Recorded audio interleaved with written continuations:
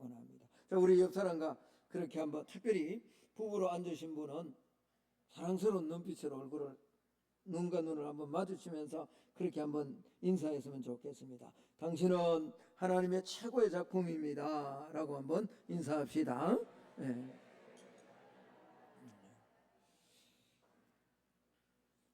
오늘 하나님 앞에 나온 우리 성만교회 모든 성도님들을 주의 이름으로 축복합니다.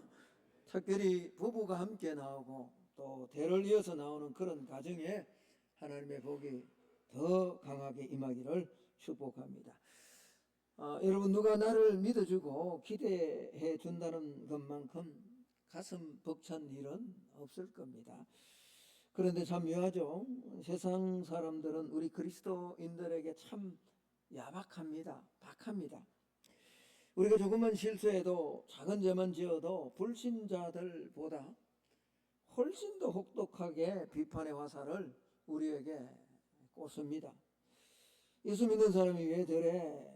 라는 말 어쩌면 우리가 한두 번쯤은 들어보았을 겁니다. 여러분, 왜 그럴까요? 왜 이렇게 세상 사람들이 야박하게, 냉혹하게 우리 예수 믿는 사람들을 비판하고 우리가 뭔가 실수하고 잘못한 일에 그냥 넘어가지 않을까요? 여러분, 이것은 단순히 편견 때문에 그렇지 않습니다. 그런 것만이 아닙니다. 이 이면에는요, 역설적 기대가 있다는 거예요. 역설적 기대. 여러분, 역설적 기대가 뭘까요? 그건 다름이 아니라 나는 그렇게 살지 못할지라도 저 예수 믿는 저 사람만큼 그렇게 살아주기를 기대한다라는 거죠. 저 교회에 다니는, 성만교회에 다니는 부부만큼은 제대로 된 가정을 이루어 가기를 원했는데 똑같다는 거죠. 아니, 어쩌면 나보다 더 못한 것 아닌가 라는 이런 역설적 기대가 그들 안에 있기 때문에 더 냉혹하게, 더 심하게 예수 믿는 사람들이 제대로 삶을 살지 않을 때 비판하고 또 공격을 한다라는 겁니다. 여러분, 이 기대는 세상 사람들에게만 있는 것이 결코 아닙니다. 이런 기대는 하나님께서 아들 예수 그리스도를 보내시고 구원한 우리 모든 성도에게 똑같은 기대가 있다라는 거예요. 우리를 지으신 하나님께서도 오늘 이 자리에 앉은 여러분과 여러분의 가정과 이 부부가 제대로 된 삶을 살아내기를 위한 엄청난 기대를 품고 계신다라는 거예요. 오늘 4절 말씀을 한번 보면 이렇게 말씀합니다. 내가 내 포도원을 위하여 행한 것 외에 무엇을 더할 것이 있으리라. 여러분, 이게 무슨 말이냐? 그러니까 내가 내 포도원이 있는데, 내 사랑하는 포도원이 있는데 그 포도원을 위해서 내가 할 만큼 다 했다는 거예요. 모든 것을 다 준비했다는 거예요. 그래서 자신의 포도원에 좋은 열매를 기대하면서 모든 준비해야 될 것을 다 준비하고 공급해야 될 것을 이미 다 공급해 주었다라는 그런 말씀입니다. 그래서 포도원 주인 되신 하나님은 좋은 열매 맺기를 기대하시는 거죠. 그런데 오늘 이스라엘 백성들은 맺어야 될 열매를 맺지 못하고 하나님의 기대에 미치지 못한 것이다. 그래서 오늘 이 4절은 안타까운 하나님의 탄식이다라는 겁니다. 오늘 서성의 주일 또 부부주일을 맞아 우리 성만교회 모든 교사들과 모든 부부와 가정이 어떻게 하면 또 하나님의 기대를 만족시키고 하나님을 기쁘시게 하는 한 주간의 삶을 살아갈 것인가, 세 가지 영적 원리를 함께 나누기를 원합니다. 먼저 첫 번째는 정체성의 회복이 필요하다. 이게 무슨 말이냐? 우리가 누군가를 알아야 되는 거예요. 여러분, 옆 사람에게 다시 한번 그렇게 인사합시다. 당신은 하나님의 극상품 포도입니다 라고 한번 인사합시다. 입을 안 여시는 분은 뭐예요 도대체? 쳐다보지도 않고 그걸 영혼 없는 멘트라 그러는 거예요. 다시 한번, 당신은 하나님의 극상품 포도나무고 포도입니다 라고 한번 인사하세요. 예, 예. 내가 어떤 존재인가를 먼저 알아야 돼요. 내가 성만교회 목사는 이 하나님의 내게 주신 이 정체성을 놓쳐버리면 가서 허튼 짓 한다고요. 내가 성만교회 장로라는 것, 성만교회 권사라는 것, 하나님의 자녀라는 것을 알면 자녀답게 살아가는 거죠. 환난이 다가오고 어려움이 다가오고 자녀 삶 속에 문제가 있을지라도 하나님이 나를 붙들고 계신다는 그 사실, 내 정체성이 무엇인가, 내가 누구인가를 아는 것이 그만큼 중요하다라는 거죠. 여러분 오늘 본문 2절을 한번 보십시오. 하나님은 그냥 나무를 심은 것이 아니라, 오늘 2절입니다. 땅을 파서 돌을 제하고 어떤 포도나무를 심었다고요? 극상품 포도나무를 심었다. 여러분 성경 곳곳에 포도나무에 대한 묘사가 나옵니다. 뿌리 깊은 나무, 무성한 나무, 또 순전한 참 종자 등등 포도나무에 관한 여러 말씀들이 나옵니다. 그런데 오늘 이 이사야서 5장에 하나님이 표현하시는 이 표현은 압권 가운데 압권입니다. 근데 많은 종류가 있는데 그 가운데 가장 좋은 최고의 이 포도나무를 심었다. 그게 누구냐? 그게 우리 예수 믿는 하나님의 자녀다라는 거죠. 여러분, 이게 우리는 사실은 상품이 아니라 작품입니다. 세상의 물건에는 막 상품들이 있어서 그냥 찍어내잖아요. 그리고는 등급을 매깁니다. 그대로 막 좋다 싶으면 상품, 중품, 하품 막 그렇게 매깁니다. 그러나 하나님 나라에는요, 하나님께서는 우리를 만드실 때 절대로 상품, 중품, 하품 이렇게 만드시지 않았습니다. 여러분 세상에 80억 인구, 지금 거의 인구가 80억 가까이 되는데 80억 인구 가운데 나같이 생긴 사람 없습니다. 유일하게, 혹시 나같이 똑같이 생긴 사람 보셨어요? 조금 비슷한 사람은 보았는지 모르지만 다릅니다. 여러분 일란선 상둥이라 할지라도 달라요. 그래서 하나님은 우리를 하나님의 작품으로, 포이에마, 작품으로, 걸작품으로 만드셨다라고 이렇게 말합니다. 오늘 신약 성경을 한번 찾으셔야 돼요. 신약 성경, 제가 영상 일부러 준비를 하지 않았는데 에베소서 2장 10절의 말씀, 신약 성경 311페이지를 한번 찾아봅시다. 에베소서 2장 10절의 말씀입니다. 신약 성경 311페이지 찾으셨나요? 예, 다 찾으세요. 안 찾고도 예, 아멘 하지 마시고요. 예, 다 찾으셨죠? 같이 한번 읽어봅니다. 천천히 시작. 우리는 그가 만드신 바라 그리스도 예수 안에서 선한 일을 위하여 지으심을 받은 자니, 이 일은 하나님이 전에 예비하사 우리로 그 가운데서 행하게 하려 하심이라. 자, 오늘 2장 10절에 우리는 그가 만드신 바라 할 때요, 그가 만드신 바, 요게 뭐냐? 헬라어에 여러 번 제가 말씀을 드렸습니다만 포이에마예요. 포이에마. 여기에서 뭐가 나왔다 그랬어요? 영어에 포임, 시라는 게. 시는 아무렇게나 쓰지 않아요. 시는 막 찍어내지 않아요. 일반 글도 마찬가지입니다만 시는 아주 정제되고 또 정제되고 또 압축시켜서 그렇게 나오는 작품이 시란 문학 작품이에요. 하나님이 우리를 만드셨는데 그냥 아무렇게 만든 게 아니고, 여기 오늘 에베소서 2장 10절에 보니까 이 일은 하나님이 전에 예비하사, 이 전에 예비했다는 말이 언제입니까? 우리가 태어나기 전에. 이해가 잘 안 되죠. 이게 어떻게 인간의 이성으로 가능합니까? 제가 예수 믿고 믿으면서 이게 순장이라고 그러는데 CCC 안에서는 뭐 영적 아버지라 하기도 하고, 그렇게 해서 저한테 사역일을 통해서 하나님은 당신을 사랑하십니다. 당신을 위한 놀라운 계획을 가지고 있습니다. 첫 번째, 하나님은 당신을 사랑하신다고 하는데, 그러면서 이 원리 가운데 나를 위해서 그 하나님의 아들 예수 그리스도를 2000년 전에 십자가에 못 박아 돌아가시게 했다는 거예요.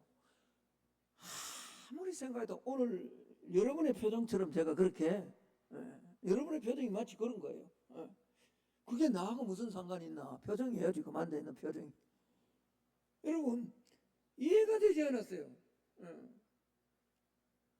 만세 전에 예배했다는 말은 하나님께서 만세 전에 존재하신 하나님이 우리를 예비하시고 때가 되어 부를 때 이렇게 이 땅에 보낼 것이다. 하나님 계획하시고 우리를 창조하셨다라는 겁니다. 그래서 이 땅에 유니크합니다. 유니크. 단 하나예요. 핸드폰은 제발 좀 죽여주세요. 기절도 시키지 말고 죽이세요. 여러분, 그래서 하나님께서요 우리를 어떤 존재로 만드셨는가 이 정체성을 안다는 것이 너무너무 중요하다는 거예요. 그런데 왜 우리가 약합니까? 그것은 다름이 아니라 바울이 표현한 것처럼 이 육체 안에 보배 대신 그리스도가 우리 안에 있기 때문에 그래요. 우리는 육체를 가진 연약한 존재입니다. 그러나 예수 그리스도가 우리 안에 있기 때문에 결코 약하지 않다는 거예요. 고린도후서 4장 7절에 바울은 이렇게 고백합니다. 우리가 이 보배를 질그릇에 가졌으니 그렇습니다. 질그릇 같은 육체가 있기 때문에 우리가 아무것도 아닌 것 같고 세상 사람들처럼 똑같은 것 같지만 그렇지 않다는 거예요. 우리 안에는 이 연약한 육체가 있지만 그 안에 보배 대신 예수 그리스도를 가진 존재가 저와 여러분이라는 거예요. 여러분 우리는 깨지기 쉬운 질그릇 같죠. 부부싸움 한번 하면 여기 금이 가고 저기 금이 가고 그래서 뭐 젊은 부부는 그럴지 몰라요. 한번 싸우면 또 이틀 3일 말도 안 하고 그렇게 금이 가는 연약한 존재예요. 자녀 문제에 무너지는 그런 연약한 존재입니다. 그러나 한번 따라합시다. 우리 안에 예수님이 계십니다. 그런 존재라는 거예요. 그런 존재. 그래서 이 정체성을 꼭 알아야 된다라는 거예요. 만유의 주가 되시는 주님이 우리 안에 계시고 그분이 우리의 주인 되시기 때문에 우리는 오늘 이사야 선지자가 고백하고 있는 것처럼 극상품 포도라는 거예요. 여러분 오늘 사랑하는 부부 또 우리 어린 생명들을 가르치는 선생님들 서로를 한번 바라보며 다시 한번 그렇게 한번 인사합시다. 당신은 하나님의 극상품 작품입니다 라고 한번 인사합시다. 네. 자, 앞에 나오니까 한번 더 읽어보세요. 크게요. 시작. 이게 말이 좀 극상품 작품이라 그러니까 좀 말이 상품이 나오고 또 작품이 나오니까 말이 안 맞는 것 같지만요 저게 최고의 표현이에요. 최고의 표현. 우리는요 상품이 아니라 하나님께서 하나하나 각자의 심령에 그리스도를 심어놓은 최고의 작품인 줄로 믿습니다. 이걸 꼭 알아야 된다. 두 번째 이제 비전을 공유해야 됩니다. 이게 무슨 말이냐 그러니까 하나님은 우리 가정을 통해 우리 부부를 통해 열매를 기대하신다라는 거예요. 여러분 하나님은 우리에게 기대를 거실 뿐만 아니라 그 기대를 이룰 준비를 이미 마치셨습니다. 자 다시 이사야서 5장 2절로 한번 가봅시다. 이렇게 말합니다.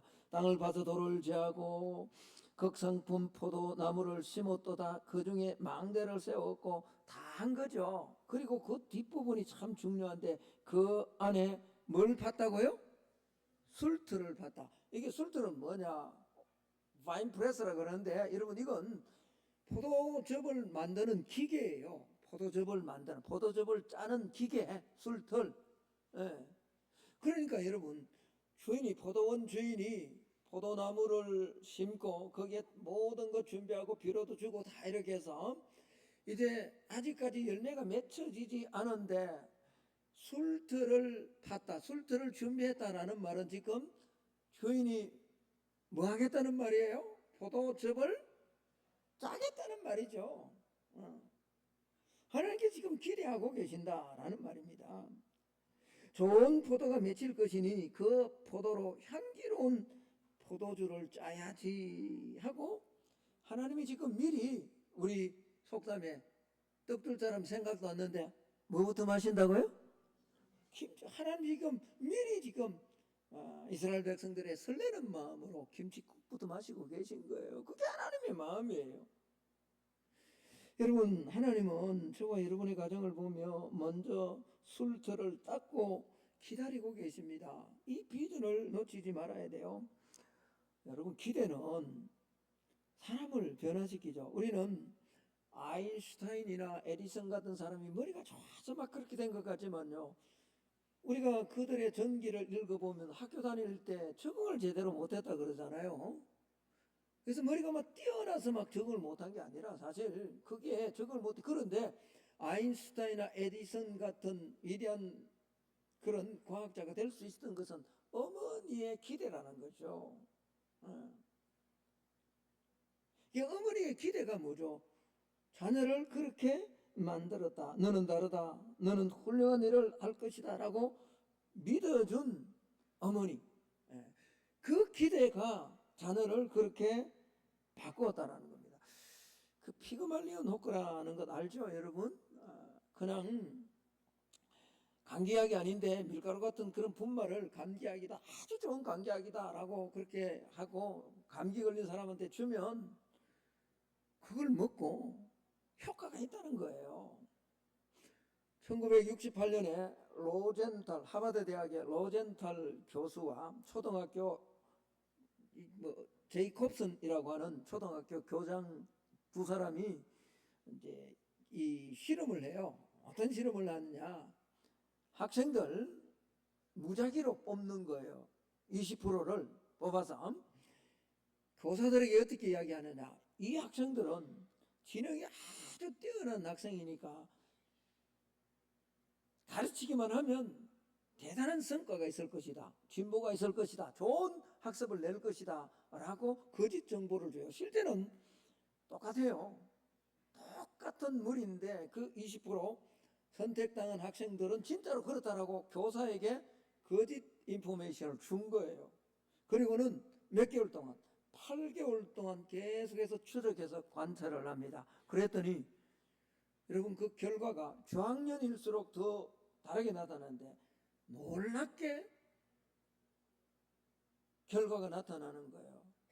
여러분, 그 평범했던 학생들 가운데도요, 실제적으로 지능이 다른 80%보다 높아진 학생들이 훨씬 많았고요, 그 20%가 성취한 학업의 성취도가 다른 학생들보다 훨씬 뛰어났다는 거예요. 기대하고 실제로 그렇게 격려하고 하면 사람은 바뀐다라는 거죠. 여러분, 그렇습니다. 하나님께서 우리를 위해서 얼마나 많은 기대를 가지고 계시는지 이 비전을 우리가 매일 확인하고 또 비전을 함께 공유해야 됩니다. 인도의 선교의 아버지라고 하는 윌리엄 캐리, 여러분, 이 윌리엄 캐리는 18세기 침체된 영국 땅에서요, 하나님의 기대를 발견했습니다. 그리고 그는 외쳤습니다. 뭐라고요? 하나님으로부터 위대한 것을 기대하라. 그리고 하나님을 위해 위대한 것을 시도하라. 그래서 이 윌리엄 캐리는 현대 선교의 아버지라 그러거든요. 그러니까 이 윌리엄 캐리를 통해서 이 18세기, 그러니까 1970년대에 1700년대에 얼마나 복음은 하나님이 전가하는데 우리가 무슨 복음을 전가하느냐라는 이런 근본주의 사상이 가득해가지고 아무도 선교하지 않고 복음이 영적으로 침체되어 있던 그런 시기입니다. 이때 오늘 이 윌리엄 캐리가 하나님으로부터 기대하라, 하나님이 일하실 것을 기대하고 그 하나님이 해주실 것, 그 기대를 가지고 시도만 하면 하나님이 그래서 인도로 가서 그는 이 선교한테 놀라운 부흥의 역사, 그리고 허드슨 테일러를 통해서 또 내륙 선교가 이어지고, 그래서 여러분 전 세계 이 선교의 물결이 막 일어난 거거든요. 여러분, 성만교회 우리 교사들, 성만교회 우리 부부 여러분, 나만 신앙생활 잘하고 나대까지만 잘하면 되지, 이런 낮은 기대에 벗어나 하나님 우리를 위해서, 우리 가정을 위해서, 우리 다음 세대를 향해서 놀라운 기대가 있음을 내가 먼저 경험하고 이 비전을 공유하며 우리 가정을 하나님이 기뻐하는 가정으로, 기뻐하는 부부로 세워나가는 우리 성만의 부부들, 또 교사들이 되기를 예수님 이름으로 축복합니다. 이 비전 공유가 있어야 돼요. 제가 좀 부탁을 하는데, 저기 주일학교 끝나고 나면 교사들과 그 교육관에서 그냥 하지 말고요, 좀 올라오세요. 10분 전에 올라와서 여기 찬송하고 찬양하고, 또 한 10분 정도 또 먼저 와서 그렇게 한번 하나님 앞에 우리 자녀들에게 막 보여주는 게 아니라 마음을 진짜 한번 드려보세요. 제가 말씀드렸잖아요. 우리 자녀들은 아직까지 예수가 누군지 모르고 교회 다니는 자녀들이 많이 있습니다. 괜찮아요. 아무 상관없다니까요. 그러나 우리가 하나님 앞에 그렇게 하나님이 기대하신다라는 것을 보여주고 실제로 우리가 그렇게 살아내면 하나님은 우리를 바꾸시고, 우리를 통해서 하나님의 나라가 있음을 보여주시던 그 하나님은 우리 자녀들에게도 언젠가는 반드시 변화와 역사를 허락해 주실 줄로 믿습니다. 이 기대를, 이 비전을 우리가 공유해야죠. 매번 예배를 드리는데 목사는 목이 터지라고 그렇게 부러지는데 냉랭하게 왔다가 또 돌아가면 듣는 게, 일주일 내내 듣는 게 여러분 뭐예요? 세상 소리 아니에요? 하나님의 말씀을 그렇게 못 잊게, 여기 와서 마저도 이 30분도 안 되는 이 설교를 들으면서 여러분 그렇게 들어서는 안 된다는 거예요. 하나님은 여러분들이 아름다운 열매, 좋은 열매 맺기를 기대하고 계시는 줄로 믿습니다. 이 비전을 공유해야 됩니다. 자, 이제 마지막 세 번째는 사명의 헌신입니다.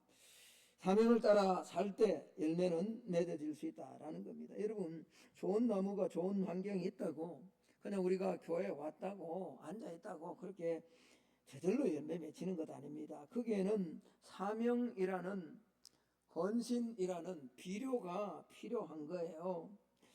1948년도 5월 14일인가요? 이스라엘이 독립을 합니다. 우리가 잘 아는 벤구리온 그 수상을 통해서 이제 독립을 선포하고, 이스라엘이 시오니즘에 의해서 다 이스라엘로 이제 2000년 동안 나라 없이 떠돌던 그들이 독립을 선포하고 이스라엘에 돌아오죠. 그러나 잘 아는 것처럼 이스라엘은 사막과 같은 그런 땅입니다. 농사도 지을 수 없는 그런 척박한 땅이었습니다. 그런데 이스라엘 사람들은 거기에 굴하지 않았죠. 하나님께서 주신 땅이다 라는 이 사명감을 가지고 이를 악물고 여러분 개간합니다. 그게 뭐예요? 오늘 우리가 다 알고 있는 키부츠라는 농장입니다. 여러분, 갈릴리에 가면, 이스라엘의 갈릴리에 가면 갈릴리 호수라는 호수가 있는데 그곳에 물이 얼마나 많습니까? 그곳에 물이 사실은 사해로 물을 계속 막 흘러내려가야 되는데 지금 그곳으로 흘러가는 물이 부족할 만큼 물이 부족하다 그러잖아요. 왜요? 갈릴리 물이 부족한 게 아닙니다. 갈릴리 호수는요, 헐몬산에서 만년설이라 그랬죠. 늘 1년 내내 눈으로 뒤덮인 그 산에서 끊임없이 물이 흘러내려옵니다. 이스라엘 땅이요, 중부지방과 남부지방으로 가면 완전히 사막화됐지만 여러분 갈릴리 호수 근방의 북쪽 지방은 무리보다, 이 대한민국의 울창한 숲보다 더 울창한 숲이 있을 정도의 땅이 있습니다. 그러니까 거기로부터 물은 계속해서 갈릴리 호수로 들어옵니다. 그런데 왜 사해로, 갈릴리 호수에서 사해까지 한 100km 정도 되는데 계속 물이 흘러가야 되는데, 과거에는 흘러갔는데 지금 흘러가지 않느냐? 그건 다름이 아니라 그 갈릴리 호수 안에 있는 물을 뭐죠? 오늘 이 키부츠라는 집단 농장으로 다 파이프라인을 통해서 그게 다고, 그러니까 뭐죠? 사막화된 땅이 뭐죠? 옥토가 되고 그곳에 많은 대추, 야자 열매들을 심고 열매를 거둔다라는 겁니다. 여러분, 그렇습니다. 우리가 그냥 하나님의 자녀 되었고 극성품 포도다, 그냥 이런 교회 안에 우리가 그런 존재다라는 것만 알고 필요를 주지 않으면 자랄 수 없는 거예요. 우리는 생물학적 생명을 넘어 사명적 생명으로 삶을 살아가야 됩니다. 그저 숨쉬고 밥 먹고 아무런 문제가 없으니까. 그렇죠. 요즘 나라가 얼마나 좋아졌는지 오해 없이 들었어요. 얼마나 좋아졌는지. 먹을 거 다 주고, 그것도 부족해서 매 가정마다 1인당 이렇게 해서는 안 되는데, 이게 안 돼. 내가 정치 이야기 하는 거 아닙니다. 먹는 문제를 가지고 조금 남들보다 고급스럽고 맛있고 가치 있는 그거 먹냐 못 먹냐 그런 문제는 있지만, 여러분, 우리가 밥 먹고 사는 이 문제로 우리 인생, 그것이 내 사명이다. 그래서 즐기고 편안하고 그렇게 살다가 살아가는 것이 내 인생의 목표다. 그러면 아무것도 할 수 없습니다. 아무것도 하나님이 기대하시는 열매를 우리 삶에서 거둘 수 없다라는 겁니다. 사명이 있어야 돼요. 사명. 적어도 나는 교사다. 하나님이 왜 우리를 부부로 불러주셨는가? 하나님은 왜 나를 성만교회 장로로, 권사로, 집사로 부르셨는가? 이 사명을 알아야 된다. 그리고 사명을 위해서 헌신의 자리로 나아가야 된다라는 겁니다. 여러분, 아프리카 선교의 아버지라고 하는 리빙스톤의 이야기를 그는 그곳에 가서 말라리아 걸리고 사자에게 팔이 물리고 수많은 질병에 죽을 고비를 여러 번 넘겼습니다. 그래서 주변의 동료들이 그곳에 가지 말라, 그럼 죽는다라고 할 때 그는 이렇게 말했습니다. 같이 한번 읽어봅시다. 리빙스턴이 한 이야기 같이 읽습니다. 시작. 사람은 자기 사명이 끝나기 전에는 결코 죽지 않는다. 여러분, 이 사명을 가질 수 있기를 예수님 이름으로 축복합니다. 절대로 사명이 있으면 안 죽습니다. 그러니까 이런 이야기를 하니까 어떤 사람이 그래 돼요. 죽지 않는 것은 숨만 쉬면 안 죽는다고. 맞아요. 숨만 쉬면 안 죽죠. 아무리 아파도, 아무리 노령이라도 숨만 쉬면 안 죽죠. 그러나 예수 믿는 사람의 생명은 거기에 있지 않습니다. 사명이 사라지면 우리의 삶 속에 아무런 열매도 맺혀지지 않는다. 여러분, 부부로 만난 이유가 무엇입니까? 그저 외로워서, 사는 게 너무 힘들어서? 아닙니다. 두 사람이 합심해서 이룰 사명이 있기 때문에 하나님 맺어주신 거예요. 그러므로 기도해야 됩니다. 기도는 사명을 꽃피우는 비료고요, 마음의 유혹을 뽑아내고, 온갖 유혹 때문에 이 사명을 다 놓쳐버리잖아요. 유혹을 뽑아내는, 잡초를 뽑는 수고가 이 기도예요. 그래서 제가요, 기도를 멈추지 않는 사람이 낭망하거나 실족하거나 신앙이 무너지는 사람은 한 번도 보지 않았어요. 못 봤습니다. 아무리 풍파가 있고 환란이 있고 어려움이 있어도요, 기도가 있는 사람은 하나님의 사명의 도구로 끝까지 쓰임받더라는 거죠. 그런데 줄 거 다 주고 갖출 거 다 갖추고, 오늘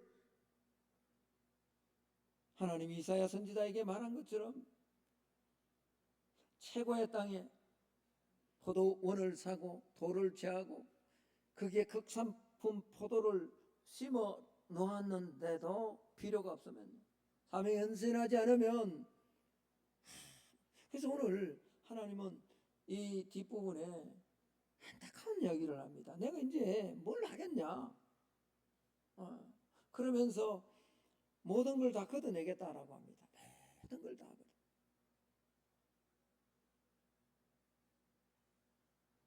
말씀의 결론을 맺을까 합니다. 하나님은 저와 여러분을 우리 성만교회라는 이 포도원 안에 심으셨습니다. 그것도 그냥 나무가 아니라 최고의 극성품의 포도를 심어 주셨습니다.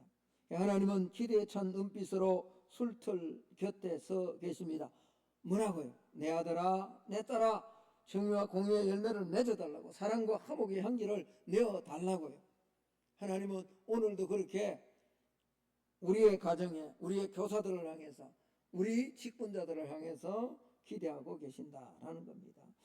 세상은 우리 성도들을 비판하지만 오늘 설교를 듣고 세상으로 나아가는 저와 여러분은 그 비판을 기대로 바꾸는 실력을 한 주간 보여줄 수 있기를 예수님 이름으로 축복합니다. 특별히 말씀의 결론입니다. 특별히 제가 수요일 날 우리 예배드린 온 사람에게 말씀을 드렸습니다만, 악마는 어디에 있다 그랬죠? 디테일에 있다 그랬어요. 여러분, 우리가 성령 충만하고 오늘 하나님의 원하시는 이 포도의 열매를 맺는 것은 무슨 큰 일이 아닙니다. 큰 일에 있지 않습니다. 영적 실력은 어디에서 나타나느냐? 아주 디테일한 작은 것에서 나타납니다. 여러분, 부부가 서로 자존심이 상하는 그때 하나님의 말씀 앞에서 왜 우리를 부부로 세워주셨는가 기억해야 됩니다. 작은 문제 앞에. 교회에서도 마찬가지예요. 영적 실력은 어디에 나타나는가? 이곳에 나타나지 않습니다. 예배 드릴 때 누가요?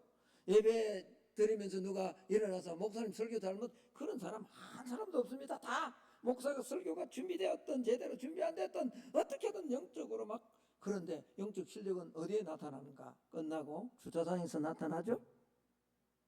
우리 교회야 뭐 작으니까 다 이해하고. 그런데 큰 교회 가보십시오.